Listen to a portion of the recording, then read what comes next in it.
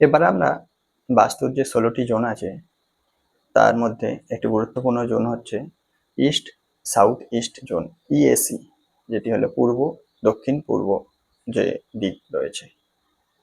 এই দিকটির কাজ হচ্ছে যে চিন্তাভাবনাকে বা চিন্তাভাবনার যে মন্থন যেটা বলা হয় চার্নিং করা, এবং বিশ্লেষণ যেটা অ্যানালাইসিস, এবং উদ্বেগ যে অ্যাংজাইটি, এগুলোকে নিয়ন্ত্রণ করে এই জোন বা এই দিকটি।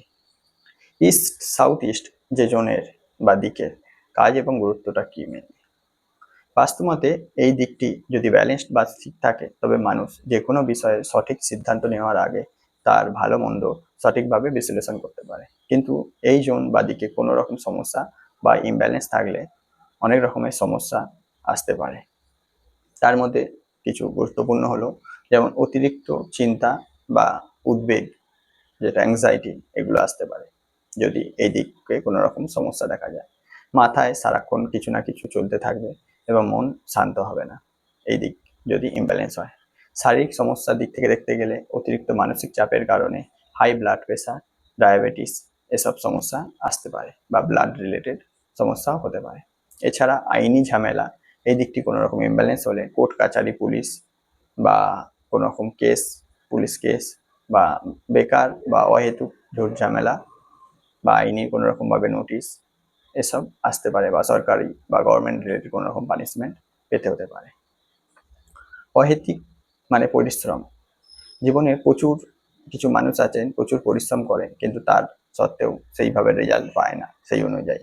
এই জন্য যদি ইমব্যালেন্স থাকে তাহলে এইসব ঘটনা ঘটতে দেখা যেতে পারে। এই দিকের যে তত্ত্ব বা এলিমেন্ট এবং রং এই নিয়ে কি কেমন আছে সেটা দেখবো আমরা। ইস্ট সাউথ ইস্ট যে জোনটি বা দিকটি আছে এটি হচ্ছে এয়ার এলিমেন্ট এবং ফায়ার এলিমেন্ট। এই দুটি যে এলিমেন্ট আছে তার একটা ট্রানজিশন জোন এটা, যেখানে এয়ার এলিমেন্ট থেকে ফায়ার এলিমেন্টের দিকে ধীরে ধীরে ট্রানজিশন হচ্ছে বা চেঞ্জ হচ্ছে।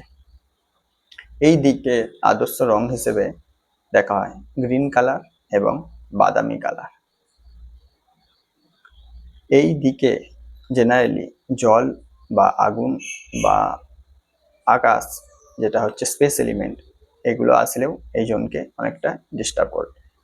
এবার আমরা দেখব যে পূর্ব দক্ষিণ পূর্ব যেটা ইস্ট সাউথ ইস্ট এই জোনেতে বাড়ির bedroom, kitchen, drawing room, study room এসব হলে এর প্রভাব বা এর প্রতিকার কি হতে পারে। যদি ইস্ট সাউথ ইস্ট দিকে বেডরুম বা শোবার ঘর হয় তার কি প্রভাব, এখানে ঘুমালে রাতের ঘুম তো খুব একটা ভালো হবে না, উল্টে সেই ঘুমটিকে অনেক সময় চিন্তাতে রূপান্তরিত হয়ে যাবে, বা এখানে দীর্ঘদিন ধরে ঘুমালে মাথার মধ্যে অহেতুক চিন্তা বা ঘুমের ব্যাঘাত ঘটতে পারে। এর প্রতিকার হিসেবে আমাদের যে বেডটি আছে, বিশেষত বেডের যে পজিশনে আমাদের মাথাটি রাখা হয় সেটিকে শিফট করে সরিয়ে অন্তত পূর্ব দিকে বা দক্ষিণ পূর্ব, সাউথ ইস্ট বা ইস্ট এই দিকে একটু মুখ করিয়ে দিতে হবে, তবে বেস্ট হয়।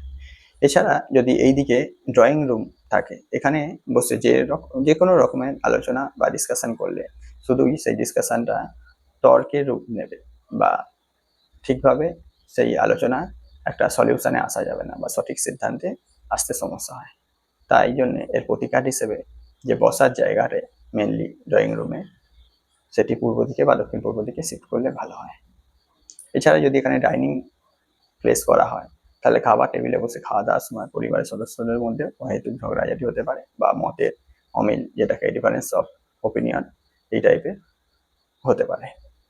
সম্ভব হলে তখন ডাইনিং টেবিলটাকে যে কভার আছে সেটিকে সবুজ কালারে করলে কিছুটা ভালো রেজাল্ট পাওয়া সম্ভব হতে পারে।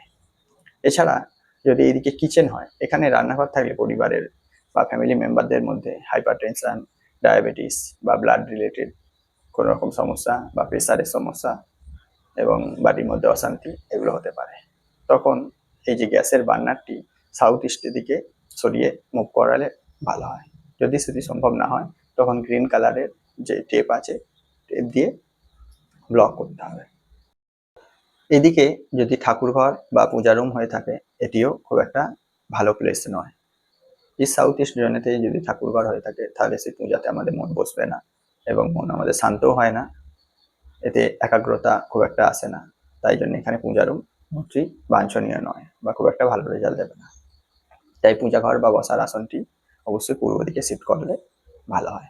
স্টাডি টেবিল, বাচ্চাদের বা বড়দের যদি এখানে পড়ার টেবিল বা পড়ার জায়গা হয়, তাহলে ওরা মনে রাখার যে ক্ষমতাটা ওটা ধীরে ধীরে একটু কমতে পারে এবং অহেতুক মাথার মধ্যে উল্টোপাল্টা প্রশ্ন আসতে পারে বা আসল যে পড়া সিলেবাস হোক বা যেগুলো প্রয়োজনীয়তা পড়া সেদিকে ধ্যান সেখান থেকে ছিটকে যেতে পারে। তখন সুবিধা হয় যে টেবিলটি যদি পূর্ব দিকে বা ওয়েস্ট সাউথ ওয়েস্ট জোন, যেটা পশ্চিম দক্ষিণ পশ্চিম জোন, যেটি এডুকেশনের জন্য ভালো, সেই জোনেতে শিফট করলে সুবিধা হয়। যদি এই জোন বা এই ইস্ট সাউথ ইস্ট জোন যদি খোলা থাকে বা খোলা বারান্দা তখন হয়, সেটিও খুব একটা ভালো নয়, উদ্বেগ বা অ্যাংজাইটি বাড়িয়ে দিতে পারে। তখন এই দিকে সম্ভব হলে গ্রিন কালারের সেট বা গ্রিন রঙের বাল্ব, 0 ওয়াটের বাল্ব 24 ঘন্টা জ্বালিয়ে রাখলে অনেকটা শুভ রেজাল্ট পাওয়া যেতে পারে। এবার এই দিকে যদি টয়লেট বা সেপটিক ট্যাঙ্ক হয়ে থাকে তাহলে তার কি রেজাল্ট? এই দিকটি খুব একটা শুভ দিক নয়। ইস্ট সাউথ ইস্ট জোনটি বাস্তুর মধ্যে 16টি জোনের মধ্যে একটু নেগেটিভ জোন, তাই নেগেটিভ জোনেতে আবার টয়লেট বা সেপটিক ট্যাঙ্ক হলে ভালো রেজাল্ট দিয়ে থাকে। তখন মনের মধ্যে বা মাথার মধ্যে অহেতুক যেসব চিন্তা বা দুশ্চিন্তা বা স্ট্রেস বা অ্যাংজাইটি থাকে সেটি ড্রেন আউট হয়ে যায় এবং মন শান্ত থাকে অনেক সময়। তাই এইদিকে টয়লেট বা সেপটিক ট্যাঙ্ক হলে শুভ রেজাল্ট পাওয়া যেতে পারে।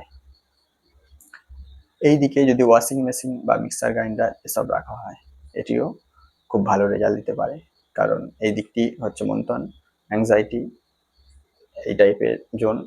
তাই এই জোনেতে এই টাইপের কোনো জিনিস যেখানে মুভমেন্ট হয় যেসব জিনিসে, সেই সব জিনিসগুলো খুব ভালো রেজাল্ট দেয়। তাই এখানে যদি ওয়াশিং মেশিন বা মিক্সার গ্রাইন্ডার রাখা হয় তো আমাদের অহেতুক চিন্তাভাবনা বা অ্যাংজাইটি অনেকটাই কমে যেতে পারে। ডাস্টবিন, এখানে যদি ডাস্টবিন রাখা হয়, ডাস্টবিন থাকলেও আমাদের ফালতু বা অহেতুক যেসব ব্রেনের মধ্যে চিন্তা থাকে বা দুশ্চিন্তা থাকে সেগুলো বেরিয়ে যেতে পারে এবং ডাস্টবিনটা বাদামি রং বা গ্রিন রঙের হলে আরও সুবিধা হয়।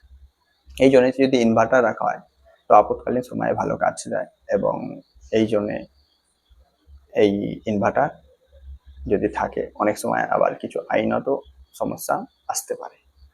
টিভি, এই জন্যতে যদি টিভি দেখা হয় তখন স্ট্রেস অনেক সময় কমাতে পারে, তবে হিস্ট্রি বা ডিসকভারি চ্যানেল দেখলে অনেকটা ভালো হয় রেজাল্ট বা রেজাল্ট অনেক সময় ভালো দেখা দিতে পারে।